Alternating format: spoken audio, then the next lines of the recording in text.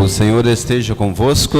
Ele está no meio de nós. Proclamação do Evangelho de Jesus Cristo segundo São Lucas. Glória a vós, Senhor.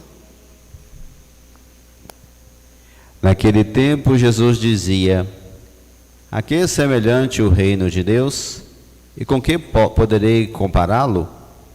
Ele é como a semente de mostarda que um homem pega e atira no seu jardim. A semente cresce e torna-se uma grande árvore, e as aves do céu fazem ninhos nos seus ramos. Jesus disse: com que poderei ainda comparar o reino de Deus? Ele é como o fermento que uma mulher pega e mistura com 3 porções de farinha, até que tudo fique fermentado. Irmãos e irmãs, a palavra da salvação. Glória a vós, Senhor. Queridos irmãos e irmãs, a liturgia de hoje traz algo importante, que é, nós estamos caminhando para o final do ano litúrgico, que termina com a festa de Cristo Rei do Universo. E a liturgia nos aponta para uma realidade profunda que Jesus está falando, já anunciando o seu reino, como que o reino de Deus acontece, mas ainda as pessoas não compreenderam naquela época e muitas vezes até os dias de hoje. Então, como compreender o projeto de Deus? Como nós ouvimos da primeira leitura, São Paulo, falando que marido, amai vossas mulheres, mulheres sejam submissas aos vossos maridos. Tem muitos que gostam dessa palavra, né? Só que não é o que está escrito. Antes desse texto diz assim: não existe grego ou romano, escravo ou livre, homem ou mulher, todos são filhos de Deus. Portanto, o texto não está falando das relações matrimoniais. Ele está fazendo uma comparação entre Cristo e a igreja.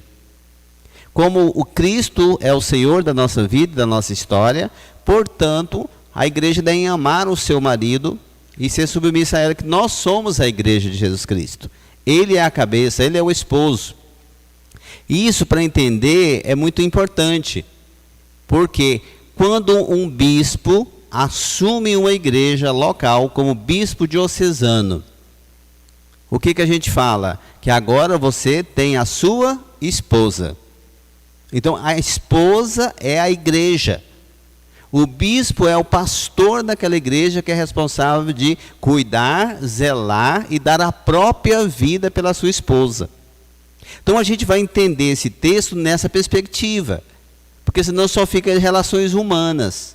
E ele está falando, isso em relação à igreja. Então, a igreja é a esposa de Jesus Cristo. Os apóstolos são sucessores, aqueles que assumem a igreja como sua esposa. Nós estamos esperando o nosso arcebispo chegar, né? Dom Paulo César.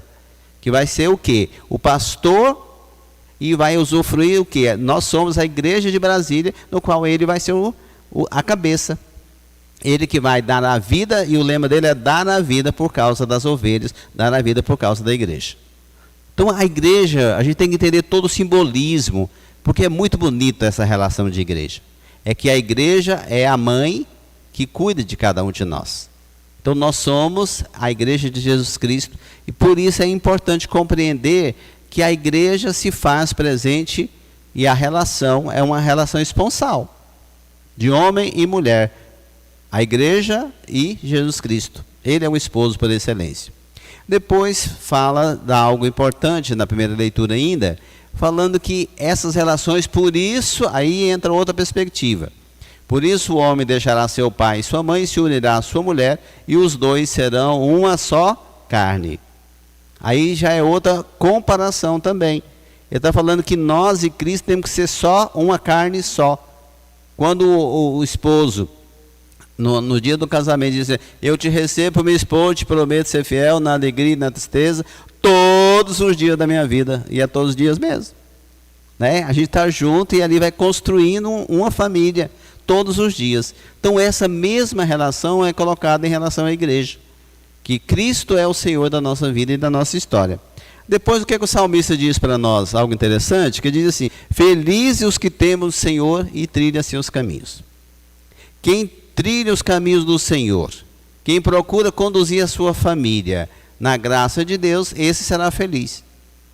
Só que felicidade, a gente entende felicidade como ausência de coisas difíceis.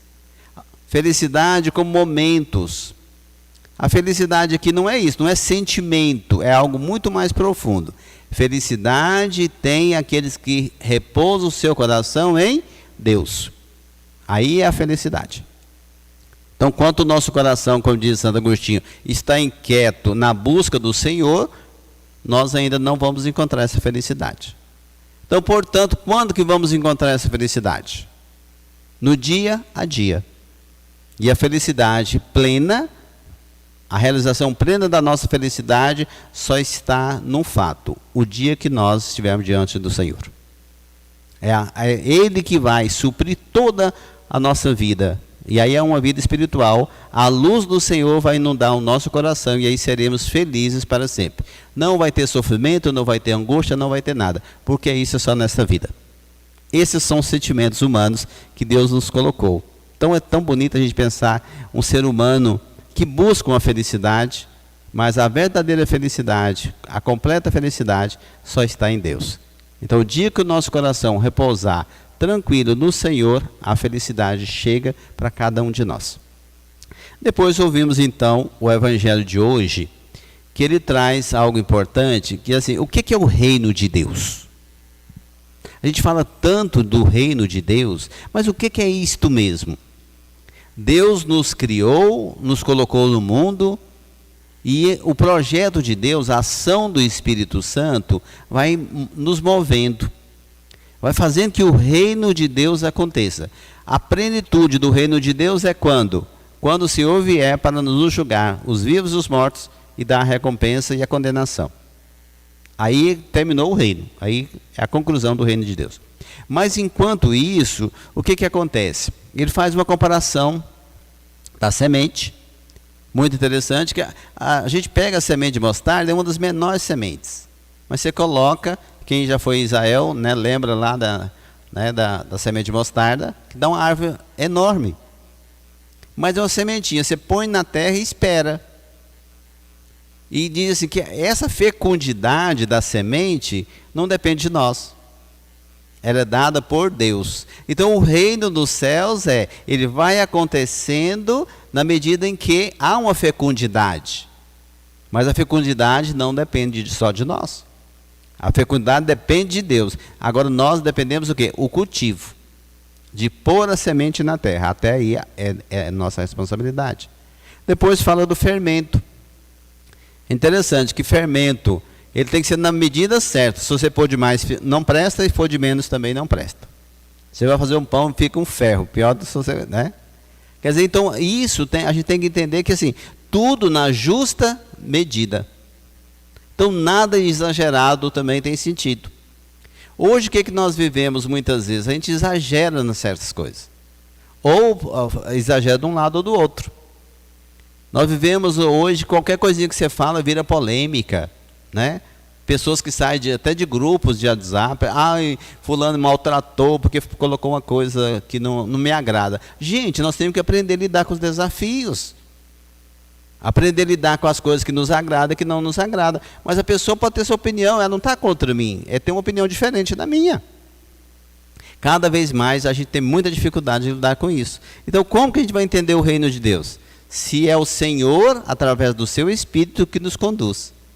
Então, deixar o Senhor agir no mundo e através das pessoas, muitas vezes não são da igreja. Pessoas que fazem o bem e que uma hora certa Deus vai tocar no coração. Porque hoje mesmo eu atendi uma mãe chorosa, porque criou os 2 filhos na igreja, mandou para a faculdade, estudou, agora disse, mãe, eu sou ateu. Joga essa Bíblia fora, isso aí não tem nada que serve, não. Ela quase morre do coração. Falou, deixa os meninos. Deus vai saber a hora certa. Você plantou a semente, você lançou a semente. Fez o que você tinha que fazer, não fez? Aí isso fica questionando, muitas vezes, a mãe, dizendo assim, mas a senhora me explica isso. Como que uma pessoa mais simples vai explicar certas coisas da fé? Eu falei para ele, responda assim, eu creio, quem tem dúvida é você. Então você que vai pesquisar. Porque quem acredita não precisa dessas razões aí que tem aí. Quem acredita, eu tenho fé porque eu acredito e eu recebi a minha fé e vou alimentar a minha fé. Agora quem não acredita, então vai pesquisar, vai estudar, vai buscar suas razões. Porque é isso que acontece no mundo de hoje. As pessoas querem justificar ou querem ter razões para não ter compromisso. Muitas vezes razões para dizer assim, olha, então isso o que a gente chama isso? De ateísmo, que é muito grande hoje. Então a pessoa para falar que não quer ter compromisso, eu sou ateu, graças a Deus, né? Gente, nós estamos vivendo num mundo assim. Quer dizer, como nós vamos entender o reino de Deus?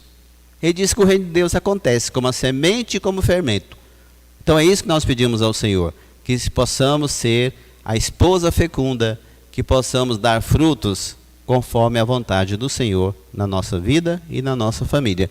E contamos com o nosso grande intercessor, Santo Antônio, que ele interceda por todos nós, pelas nossas famílias e hoje de maneira especial por todos os nossos entes queridos, que possam gozar das alegrias eternas. Assim seja. Assim seja.